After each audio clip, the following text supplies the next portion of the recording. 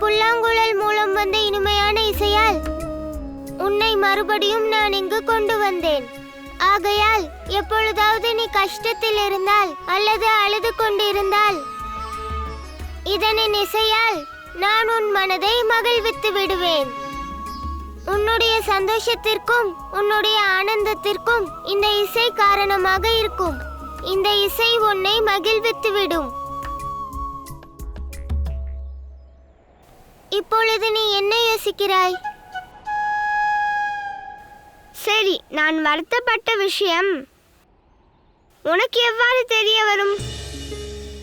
உன்னிடம் ஏதாவது சக்தி இருக்கிறதா? நீ உன்னையே கடவுளாக நினைக்கிறாயா என்ன? கூறேன், நீ என்ன கடவுளா? நீ எங்கேயாவது உட்கார்ந்து கொண்டு என் கஷ்டங்களை புரிந்து கொள்வாயா? நீ சொன்னதையும் ஒரு நாள் தெரிந்து கொள்ளதான் போகிறாய்.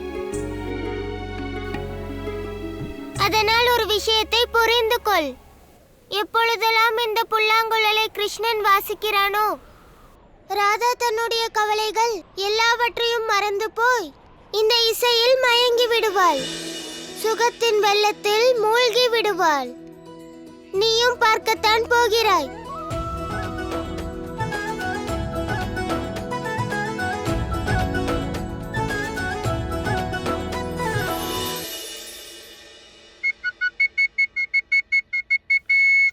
இல்லத்தில் யாராவது இருக்கிறீர்களா? யாராவது பெரியோர்கள் வருகிறீர்களா? யசோதா தாயே,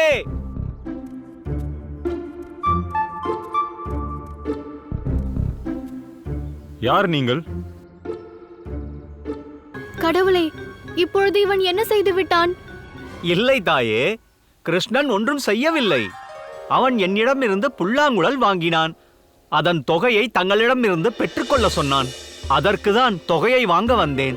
யாரை கேட்டு அவனுக்கு நீங்கள் புல்லாங்குழல் கொடுத்தீர்கள்? அவனுக்கு நீங்கள் கொடுத்திருக்கவே கூடாது. அதனால் என்ன ஆயிற்று தாயே? அவன் புல்லாங்குழல் தானே வாங்கினான்.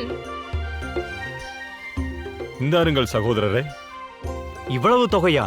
இருக்கட்டும். ஆமாம் யசோதா. அட, அவன் ஒரு புல்லாங்குழல் தானே வாங்கினான். அதில் என்ன தவறு? அவன் ஒரு மழலை குழந்தை தானே. அங்குதான் பிரச்சனையே. அவன் குழந்தை, அவன் ஒரு மழலை. வந்ததும் புல்லாங்குழல் வாசிக்க கற்றுக்கொடு என்பான். நான் எங்கிருந்து அவனுக்கு கற்றுக் கொடுப்பேன்? எனக்கே வாசிக்க அறியாது. தாயே, நான் உங்களிடம் கேட்க மாட்டேன். உங்கள் மழலை குழந்தைக்கு புல்லாங்குழல் வாசிக்க தெரியும். வேண்டாம். வேண்டாம். கிருஷ்ணா, புல்லாங்குழலை எல்லாம் வாசிக்க தேவையில்லை.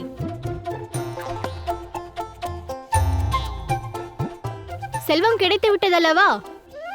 பின்பு புறப்படுங்கள், செல்லுங்கள். சரி, மிகவும் நன்றி.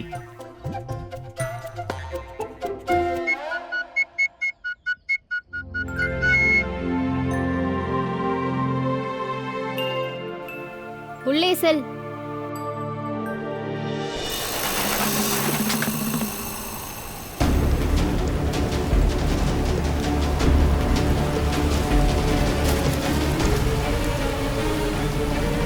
காப்பாற்றுங்கள் மகாராஜா, எங்களை காப்பாற்றுங்கள், காப்பாற்றுங்கள், காப்பாற்றுங்கள் மகாராஜா, காப்பாற்றுங்கள். ஆபத்து, ஆபத்து, எங்களை காப்பாற்றுங்கள் மகாராஜா, எங்களை காப்பாற்றுங்கள், காப்பாற்றுங்கள் மகாராஜா. எனக்கு எல்லாம் தெரியும், அனைத்தும் தெரியும். உன்னையும் தெரியும், உன் சக்தியையும் தெரியும். எனக்கு நன்றாக தெரியும் திருணுவர்த்தா.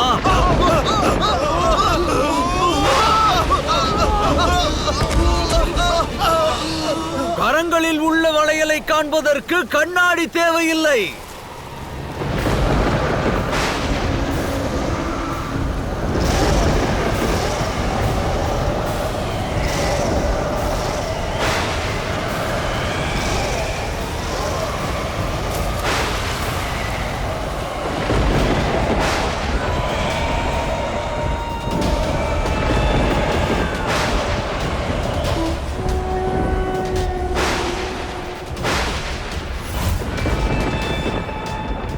திருணுவர்த்தா.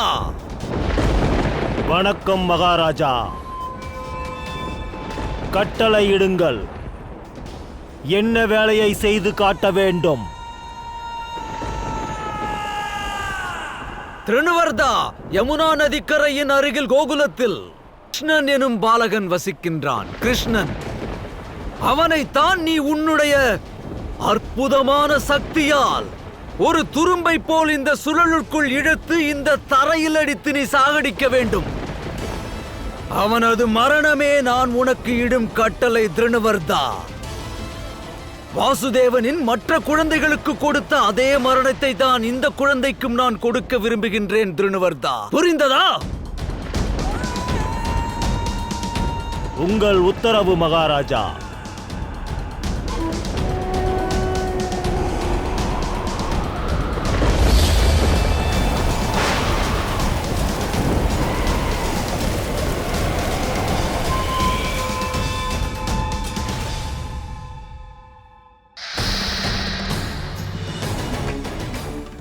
இன்றைய இரவு கிருஷ்ணன் கோகுலத்தில் உறங்குவது உண்மைதான். ஆனால் அவன் விழிக்க மாட்டான், விழிக்கப் போவதில்லை.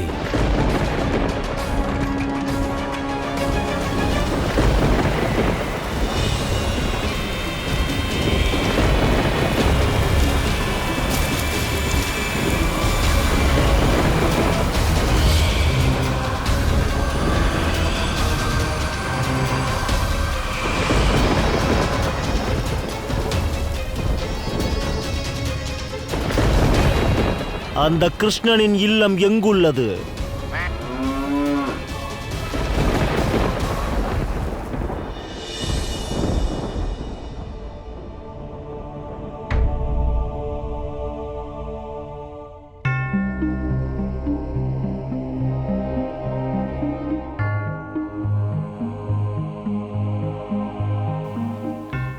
என்ன ஆயிற்று ராதா? ஏதாவது கனவு கண்டாயா? இல்லை, எனக்கு தாகம் அடிக்கிறது.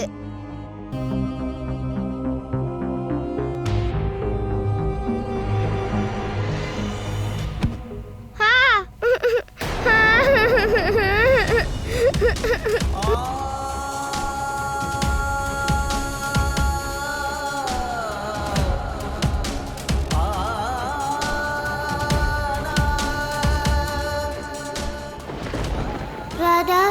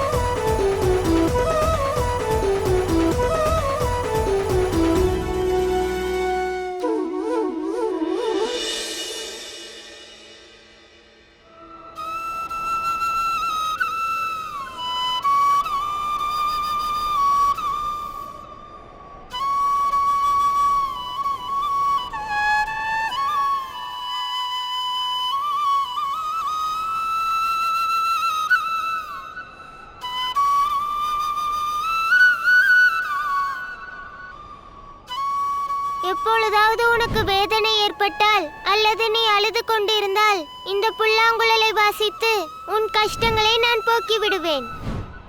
நான் கஷ்டத்தில் இருக்க விஷயம் உனக்கு எப்படி தெரிய வரும்? அதையும் நீ பார்க்கத்தான் போகிறாய் ராதா.